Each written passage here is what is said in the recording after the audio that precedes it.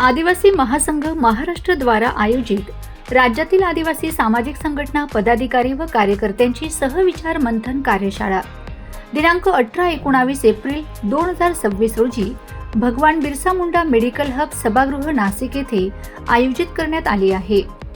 आदिवासींच्या संविधानिक हक्क अधिकारी आरक्षण बचाव कार्यालय सक्रिय पदाधिकारी कार्यकर्त्यांनी या न्यायालयीन प्रशासकीय रस्त्यावरील लढाईसाठी एकत्र यावे व पुढील लढाईसाठी सज्ज व्हावे असे विनम्र आवाहन विनंती करण्यात येत आहे। बोगस आदिवासींच्या शैक्षणिक सेवा अंतर्गत व्यावसायिक राजकीय घुसखोरी थांबविणे, 12,520 बोगसांनी बळकावलेली शासकीय सेवेतील पदे रिक्त करून घेणे, छोटा संवर्ग बिंदू नामावली सुधारणा करून सेवा अंतर्गत भरतीत आदिवासींचा न्यायिक वाटा, वनहक्क कायद्याअंतर्गत प्रलंबित वनदावे निकाली काढणे, चुकीच्या पद्धतीने वनदावे पुनर्विलोकन करून मंजूर करा, शासकीय आश्रमशाळा वसतिगृहातील गैरकारभार थांबवा, डीबीटी बंद करा, सेंट्रल किचन बंद करा,